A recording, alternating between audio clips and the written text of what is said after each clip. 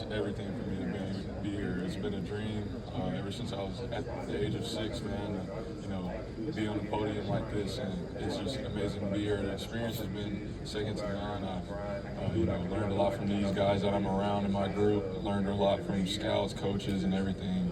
It's amazing for sure. I know you just got done with a long season, but will you be testing this week completely, or will you save that? No, I won't be testing at all this week. No routes, no 40 or anything like that. I'll just be doing interviews, cheering my guys on. Still recovering from some of the bumps of the 16-game season? Oh, yeah, for sure, man. It was a process, getting back into the workout routine. I had to, just make sure my body was right, get balance back, imbalances back, and things like that. So I feel 100% now. What was the biggest thing physically you had to play through, because you showed you could play through pain or anything you dealt with? Yes, sir. Later in the season, it was definitely that left calf strain that I had. I was surprised I was back for the national championship to be able to play in that. It was amazing, just being able to recover back from that. But that was probably the biggest thing. During your time at Clemson, you suffered a shoulder separation. Yes, sir. Season ender. Have you felt any lingering problems with that last season? Oh, no, man. This shoulder, the one I had surgery on, it feels better than the one that I didn't have surgery on, man. It feels like I kind of have like a bionic arm, man. But I haven't had any issues. It just feels great. Doctors did an amazing job with my surgery as well, so I just am appreciative of that. So you do all the testing at the Notre Dame's Pro Day? Oh, yeah, for sure. Yeah, I'll do every single thing there, pretty much. And who are you training with to get ready for that? I'm training out in California with Ryan Capretta, Thousand Oaks, California, Proactive Sports Performance. They're doing an amazing job, just nutrition, making sure I get the right sleep, preparation for combine, things like this, interviews, all that, man. They do the whole thing. How does preparing for the combine or the pro day kind of differ from preparing to play football? I feel like the combine and pro day just get you really well and great at working out. Preparing for football is a whole different beast. You have to get in football shape, running repetitive routes, series, drives, things like that for sure. What's the biggest question teams have for you, or what do you think you need to show them when you do work out at your pro day? Yeah, for sure. Just the ability to finish, finishing catches, finishing with the ball in my hands and things like that. I feel like I'm a very self-aware guy, so it's just learning what's best and what I need to work on, which is, finishing plays down the field, man, and being more elusive with the ball.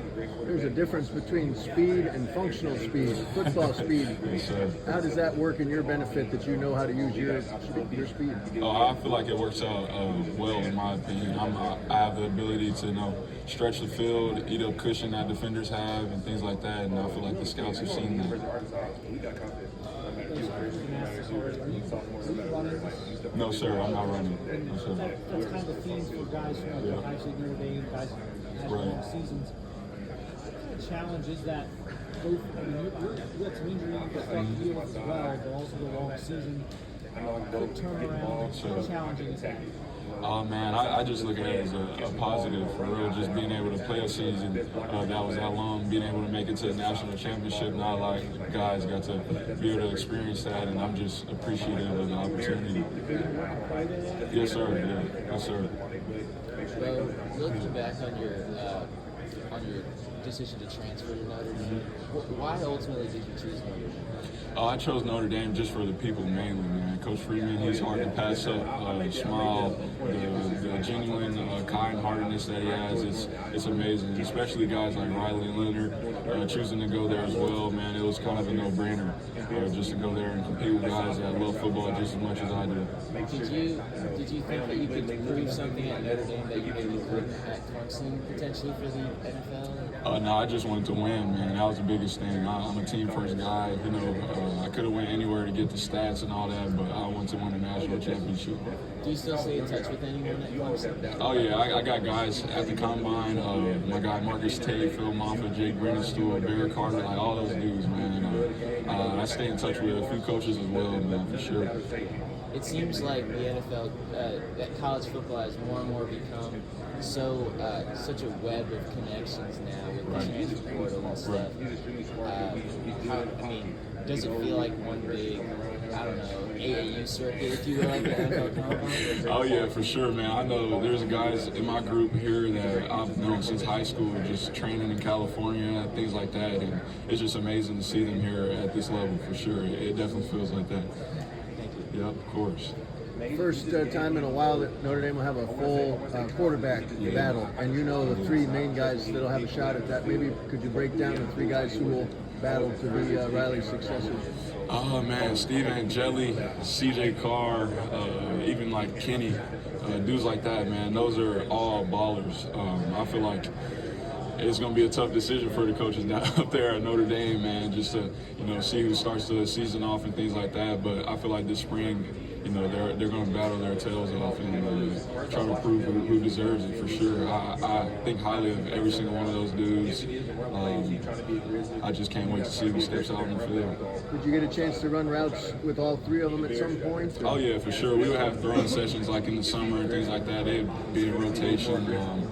I loved every single one of them. They all have a specific thing about their game that sets them apart from each other. It's amazing to see. You got a bunch of freshmen play this year. Yes, sir. Who caught your eye most? Who do you think is like lock? He's going to be in the NFL 3 years from now. Anthony Knapp, for sure. He started at left tackle early on in the season, and it was just amazing to see a young dude be as mature as he was and be able to handle, SEC D-line, and just powerful dudes, man. It was amazing to see. What sets Jeremiah Love apart from everybody else? I'd say just his ability to make something happen out of nothing, man. Like hurdling guys standing straight up is something you don't see every single game, every single year, and he has that for sure. Was there one play in a game or in practice where that stood out? I'd say our Penn State game when he had the hurdle in that game. I was watching from probably like this close, and the dude was literally standing straight up, arms extended, all that, and he was just had a knee brace on, had the ability to jump over, man. We all knew how much he was battling with a knee injury and things like that, but it didn't matter at the time. Was there something specific that Riley Leonard did to kind of come in and kind of assert himself early on when he transferred in? Yeah, for sure. He made sure that he got to know every single person in that locker room, and it was apparent to see that. It would be guys that maybe were quiet or were to themselves and things like that, but he made sure to, meet them, greet them every single day. Who was the toughest guy you saw in practice? Toughest guy I saw in practice? I'd say Sneed, our linebacker, number 3. He's relentless. He practices how he plays, man, just full speed to the ball at all times. Yes, sir. Well, what's the biggest growth you made this past season? Yeah, biggest growth I made, I'd say just being a leader when it's not comfortable, man. I tried to skate through my first couple of years just, being quiet, leading with energy and by example and things like that. But there's times when the team needs a vocal leader, especially like in the wide receiver group. We're a pretty chill group, but they need guidance for sure. And there was a lot of young guys that I feel like I've helped this year. How did you manage to do that as a new guy with you didn't know these guys a year ago? Yeah, just being confident, man. There were guys that were on the team that looked up to me and they let me know that, and I was just like, man, like hearing things like that, it was like, all right, I'm here for a reason. They brought me here for a reason, and I have to lead. What did you think of the breakout Jaden Greathouse had at the end of the season? Was that something you saw coming, or what? Oh yeah, for sure. Jaden Greathouse, he was probably the best physically able receiver I feel like we've had, man. Like ball skills, top of the roof, ability with the running after the catch and things like that. It was amazing to see during practice, and I was just excited and happy for him, man, because I know he's a guy that was wanting it early on in the season, but he got it when it mattered. Well, did you meet formally with the Cowboys? No, I didn't. No, sir. Yes, sir. How was that? Tampa Bay Buccaneers? Tampa Bay Buccaneers? No, sir.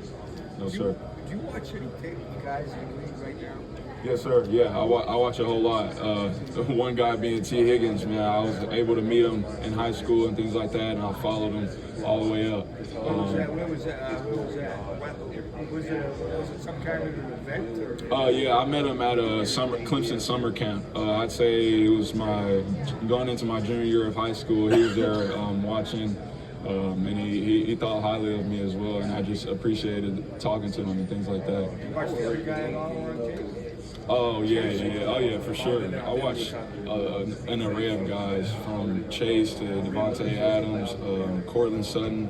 I try to model my game after guys like that are succeeding in the league for sure. Did you ever talk to Al Golden at all playing in the league? Did you ever have much with Al? Yeah, I talked it over with him for sure, and the biggest thing he left me with was the ability to play special teams, man. Like a guy like myself, I'm obviously not going to be first, second round pick, so being able to get in with the special teams coach is going to be a big deal for sure. Did you find Al approachable during your time up there? Did you find him approachable? Oh yeah. He's a very approachable guy. He's, a defensive coach is a hard guy to, approach for a majority of schools and things like that, but he was willing to coach anybody and everybody on the team. He does a great all-around. Well, what was the toughest environment to play in this past year? What lessons did you learn? Toughest environment, I'd say it was definitely opening game at Texas A&M. That stadium was jumping, man, and something I learned from that was just obviously keep your composure. Games like those are big. Plays may happen, things may happen out of your control, but just always remain yourself. How do you think the extended run you guys had in your time at Notre Dame has helped you for this moment? Oh man, I think it's benefited in a lot of ways. It's giving me an edge on a lot of guys, just being able to show that I'm a team player, being able to play that long, the ability to play in high intensity games and come out with W's and things like that. I think it's benefited me in the long run. How would you describe your game? If you had to give the 1-2 sentence description, how would you do that? Yeah, for sure. I describe my game as kind of silent, like I'm going to make plays, whether that's passing or in the run game, and that'll benefit my team, whether that's one play within the game that sparks a big run or a catch, and I feel like I'm a silent assassin for sure. Well, which young receivers do you think are ready to take the next step at Notre Dame? Shoot, Micah Gilbert for sure. He's a young dude. He's very athletic, twitchy, has long speed and things like that. I'm excited to see him. KK Smith, that's my guy, man. I feel like he'll take the next step as well. And there was a freshman this year, Logan Saldate. That's my guy. He's a California kid as well, and I feel like in the long run he's going to really help the team. Well, speaking of those young players, what message have you given to them, being that you are in this moment and you get to see them following your footsteps? Just to be themselves and be patient. A lot of guys coming to college expecting to play first year, and when that doesn't happen, they're a little discouraged. But I'm just like, hey man, just put your head down, go to work, and everything will work itself out. Having the position that you're in, and just coming from your background, what's some of the best advice that you've been getting from people this week? This week, just to be myself. That's the main thing. A lot of guys try to come in and prove something to the coaches that they're not, and my ability to be myself, express myself, and things like that will take me far. So you saw Benjamin Morrison, Christian Gray, Leonard Moore every day. Can you kind of compare and contrast those three and what makes them each a little bit of a different challenge? For BMO, man, he's a very patient DB. I love going against BMO. He was the biggest competitor at all times. Me and him would go back and forth one-on-ones pretty much every day. Leonard Moore is more of like a longer, patient DB. He'll be physical every now and then as well. So, yeah, I feel like he's going to be a heck of a DB for Notre Dame and in the league. So I'm excited to see what he does the rest of his career. Christian Gray is another longer DB, patient as well. Very twitchy. A lot of guys may not see that, but he's twitchy, jumps routes well, and all three of them together, man, it was one heck of a DB group. So what do you like about T's game? Yes, sir. Is it his size that you like? Yes, sir. Yeah, I'd say I have a similar body type to him, but his body control when the ball's in the air and the ability to finish plays is what I admire the most. How about Chase Jamar? Jamar, yeah. Oh, yeah. Just his dog mentality, man. He feels like he's unstoppable at all times. Great route running. Ability to finish on the ball is his biggest thing as well.